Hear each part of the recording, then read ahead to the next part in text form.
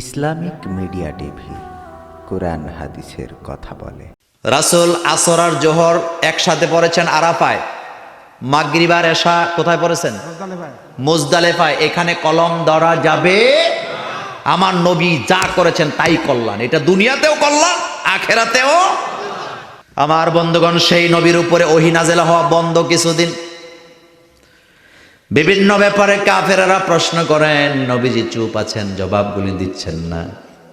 এবার কাফেরেরা হেঁটে হেঁটে বলছে মুহাম্মদ সাল্লাল্লাহু আলাইহি ওয়াসাল্লামের রব তিনাকে ত্যাগ করেছে। জোরে কোন নাউজুবিল্লাহ। আমাদের রবকে আমাদের কখনো ত্যাগ করেন? তিনি সব সময় আমাদের পাশে আছেন না? না। বর্তমানে আমরা যারা মুসলিম আমাদের পাশে বোধহয় নাই। এত দূরে যায়েন না, রাজনীতি খুঁজেন না ভাইয়েরা।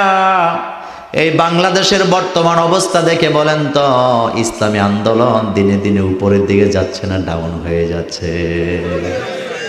বাংলাদেশের যুবক যুবতীরা কোরআনের দিকে ঝুঁকছে কি ঝুঁকছে না? আজকের কোরআনের মাহফিলগুলোতে যেভাবে যুবকরা আসেন, আজ থেকে 5 বছর আগেও আমরা দেখি নাই। হুজুর ঠিক না? কয় বছর? শুধু তাই নয়, আমি আপনাদেরকে গ্যারান্টি দিচ্ছি, বাংলাদেশে যারা সিনেমা বানায়, নাটক বানায়, যুবকরা যেভাবে কোরআনের মাহফিলে যাচ্ছে, আগামী 5 বছরের মধ্যে নাটক আর সিনেমার পরিচালকেরা ভিক্ষা করা ছাড়া উপায় থাকবে না। কারণ এই সারা কার? দিন বদলে দিয়েছেন কে? দিন তো বদলেই যাবে। শোনেন আমার ভাইয়েরা, একটা মজার কথা বলে আমি আলোচনাটা শুরু করব। অস্ট্রেলিয়ার জমিনে দাবানলের আগুন জ্বলেছিল। 1.5 মাস চেষ্টা করলেন, আগুন নিভাতে পারে নাই। 1.5 মাস পরে তারা মুসলমানদের দ্বারস্থ হলেন। তারা বললেন, তোমাদের নবী তো বৃষ্টির জন্য বৃষ্টির নামাজ পড়ছিল, তোমরাও পড়ো, আমাদের জন্য দোয়া করো। কারণ এই দাবানল নিবানো যাবে না যতক্ষণ পর্যন্ত আকাশ থেকে বৃষ্টি নাজিল না হয়। সুবহানাল্লাহ কইতে ইচ্ছা হয় না? এই দুনিয়াতে যত জাতি আছে, সব জাতি বেঁচে আছে মুসলমানদের দোয়ার বরকতে। ইহুদি বলেন, নাসারা বলেন, খ্রিস্টান বলেন, নাস্তিক বলেন, সবগুলা বেঁচে আছে মুসলমানদের দোয়ার বরকতে। কারণ আমরা মুসলমান, আমাদের হৃদয় বড় উদার। আমরা যখন দোয়া করি, শুধু আমাদের জন্য করি না, সারা পৃথিবীর মানুষের জন্য করি। রিজিক দাতাকে যখন দোয়া করি, শুধু নিজের রিজিকের কথা বলি না, সবার রিজিকের কথা বলি।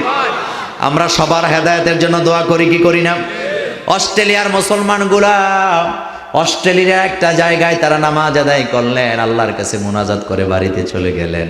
কি আশ্চর্য ব্যাপার, মুনাজাত করে বাড়িতে যাওয়ার 1.5 ঘন্টার মাথায় অস্ট্রেলিয়াতে বৃষ্টি হয়ে গেল। আমার কথা নয়, সারা পৃথিবীর মিডিয়া এই নিয়ে লেখালেখি করেছেন। আর এটা দেখার পরে অস্ট্রেলিয়াতে 112 জন অমুসলিম কালিমা পড়ে মুসলমান হয়ে গেল। কয়জন? এখন আমাদের দোয়া দেখা অমুসলিমরা কালিমা পড়ে মুসলমান হয়, আর আমরা বাংলাদেশে বসে বসে একদল আরেক দলের কাফের ফতুয়া দেওয়ার তালে আছি। সব ছেড়ে দেন, আমাদের দল হবে কয়টা?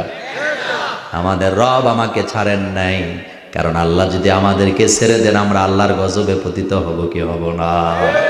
তো কাফেরেরা দেখেন ভিল্লা বাট্টা মারতেছে, আর কি ভিল্লা মারে। কয় মুহাম্মদ সাল্লাল্লাহু আলাইহি ওয়াসাল্লামকে তার রব ছেড়ে দিছে, যেহেতু উনার কাছে আর ওহী আসে না। শায়নাজলটা বললাম আমার ভাইয়েরা, বিশ্ব নবীর মন খারাপ। খারাপ তো হওয়ারই কথা। তারা বিল্লা দিচ্ছেন, ভাট্টা মারছেন, তারা তাদের মতো করে ক্রিটিসাইজ করে মুহাম্মদ সাল্লাল্লাহু আলাইহি ওয়াসাল্লামকে কথা বলতেছেন। আল্লাহর নবীর মন খারাপ। এই অবস্থা আল্লাহ রাব্বুল আলামিন বিশ্ব নবীর উপরে সূরা দোহা নাযিল করে দিলেন। আমার নবীকে আল্লাহ কত ভালোবাসেন দেখেন। নবীজির মন খারাপ, সূরা শুরু করলেন আল্লাহ কসম দিয়া, অদ-দোহা বলেন, ওয়াল-লাইলি ইযা সাজা। কসম খাইলেন কয়বার? আরো জোরে বলেন কয়বার? প্রথম কসম অদ-দোহা, সুবে সাদেকের কসম। কখনকার কসম? সুবহে সাদেকের কসম। ওয়াল-লাইলি ইযা সাজা, রাতের কসম, যখন রাত্র গভীর হয়ে যায়। এখন আপনারা বলবেন, হুজুর সুবে সাদক আর রাতের কসম কেন আল্লাহ খাইলেন? তার কারণ হলো 2টা। জোরে বলেন কয়টা? রাতের কথাটা আগে বলে, রাতের কসম আল্লাহ এই জন্য খাইলেন, দুনিয়ার যত অফিস আদালত আছে, রাত্র যত গভীর হয় অফিস আদালতের দরজাগুলি তত বন্ধ হয়ে যায়, আর রাত্র যত গভীর হয় আল্লাহর রহমতের দরজাগুলি খুলে যায়। এই দুনিয়াতে আপনার মা আপনাকে ভালোবাসেন, আপনার বাবা আপনাকে ভালোবাসেন, আপনার বন্ধু আপনাকে ভালোবাসেন। মা বাবা রাতের 3টা বাজে দরজা লাগায় ঘুমায় আছেন অন্য ঘরে, আপনি আরেক ঘরে ঘুমান। ঘুম থেকে জেগে যদি মা বাবার দরজা যা ডাক দেন, আব্বা দরজাটা খুলেন। আব্বা আম্মা দরজাটা খোলার পরে মা জিজ্ঞেস করলো, বাবা জিজ্ঞেস করলো, বাবা এত রাতে দরজা খুলতে বলছো কেন, কোনো বিপদ হয়েছে নাকি? আপনি বলবেন, না আব্বা আম্মা আপনাদেরকে দেখতে মন চাইছে সেই জন্য আইছি। এটা বলার পরে আপনার আব্বা আম্মা খুশি হবে না বেজার হবে? কেমনে খুশি হইব? ধমকি দিবে যে বেটা দেখতে চাইলে সকালে আসবা, রাতের 3টা বাজে একটু পরে ফজরের আজান দিলে এখন আইছত কেন? ঘুমের ডিস্টার্ব, কথা ঠিক কিনা? অথবা যে এই বন্ধুকে ছাড়া তোমরা থাকতে পারো না যুবক ভাইয়েরা। কিছু যুবক আছে ভাত খায় নিজের ভাত, আর মুখের কুলি পানিটা ফালায় বন্ধুর বাড়িতে। এরকম নাই? আপনাদের এলাকায় নাই? আবার বন্ধু যখন শত্রু হয় একটারে ধরে আরেকটা মাইরাও ফালায়। আবার বন্ধু যখন শত্রু হয় একটার আরেকটা গাঁজা খাওয়া শিখায়, বিড়ি খাওয়া শিখায়, সিগারেট খাওয়া শিখায়, প্যাম্পিরিতি শিখায়, বেনামাজি বানায়, অস্ত্রবাজ বানায়। আছে না নাই? ওই বন্ধু চাই যেই বন্ধু আমাকে নামাজের কথা বলে। রাজি আছে না নাই? বন্ধু বাসায় সতর্ক হওয়ার দরকার আছে না নাই? যুবকদেরকে বলে দিয়ে যায় বন্ধুত্ব রাখবা মসজিদের ইমামের সাথে। কার সাথে রাখা উচিত? মসজিদের ইমামের সাথে রাখলে লাভ আছে না নাই? নামাজ পড়ার সুবিধা আছে না না?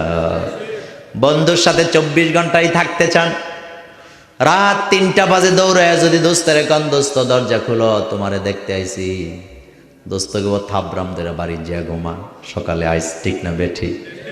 কথাগুলি এমনি এমনি বলি নাই ভাইয়েরা, কথা খেয়াল করেন।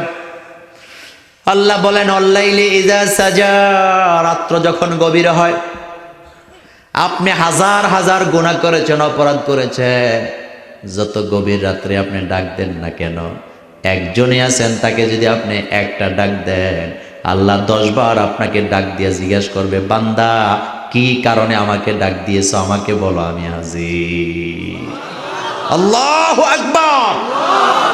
সেটাকে সেটাকে এই কথাটা আল্লাহ বলছেন অদ্দোহা, সুবহে সাদেকের কসম, অল্লাইলি ইজা সাজা, রাতের কসম যখন রাত্র গভীর হয়ে যায়।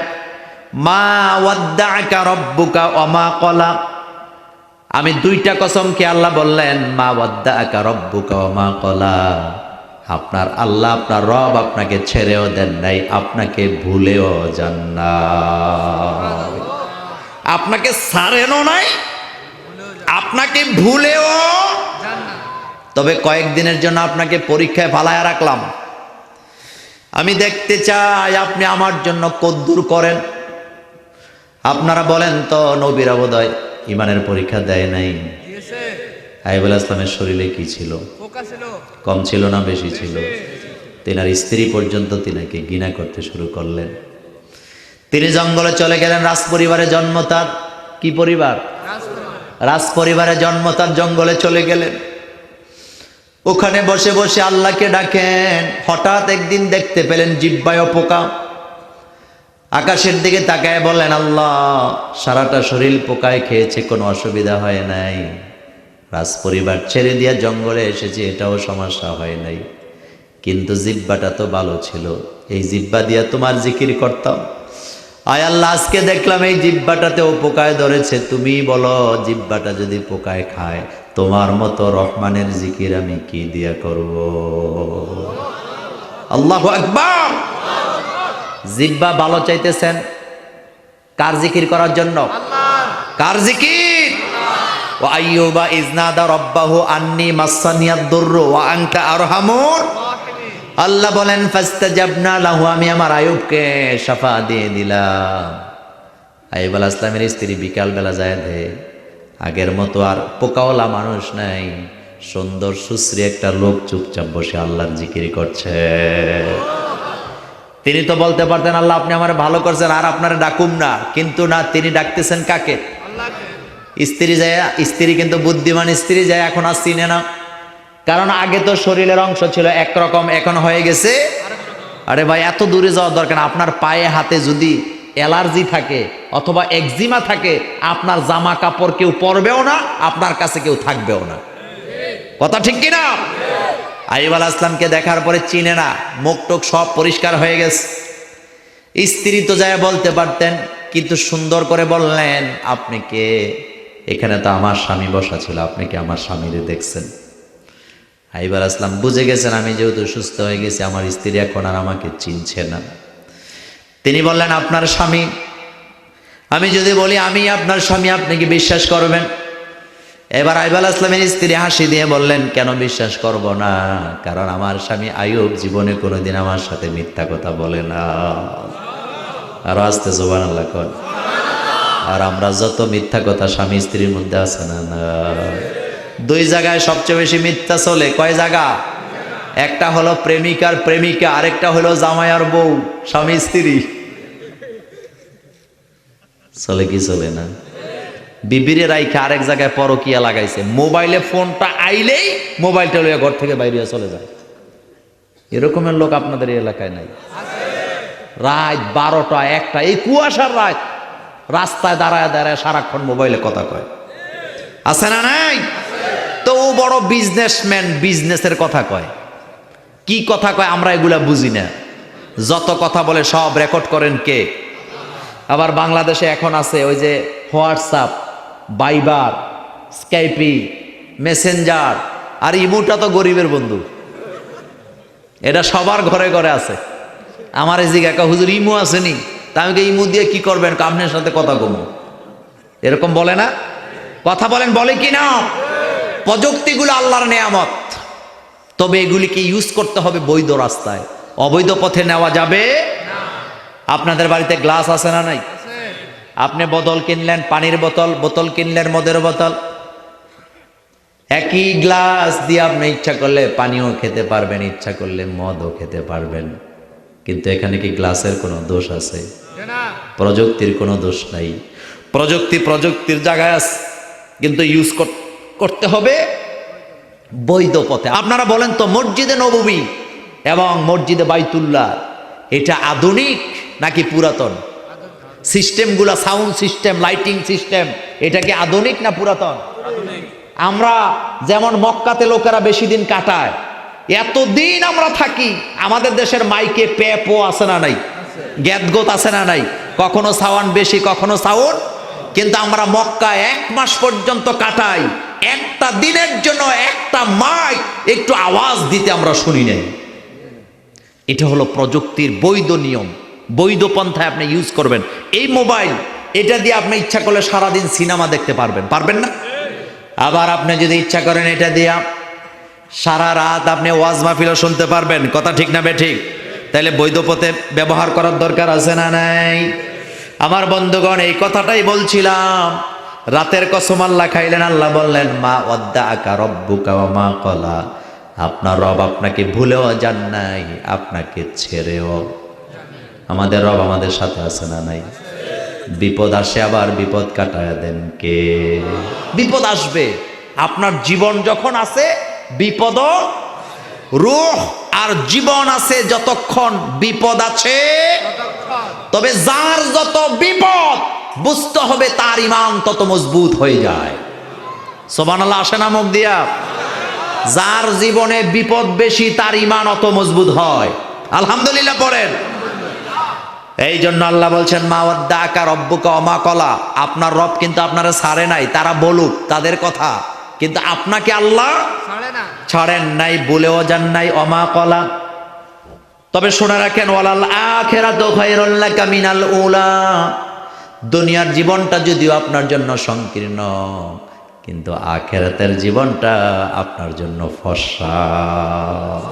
যাদের হৃদয়ে আছে আল্লাহর ভয়, তারা কভু পথ ভুলে যায় না। আল্লাহর প্রেম ছাড়া এই দুনিয়ায় কারো কাছে কোনো কিছু চায় না। রাতের আধার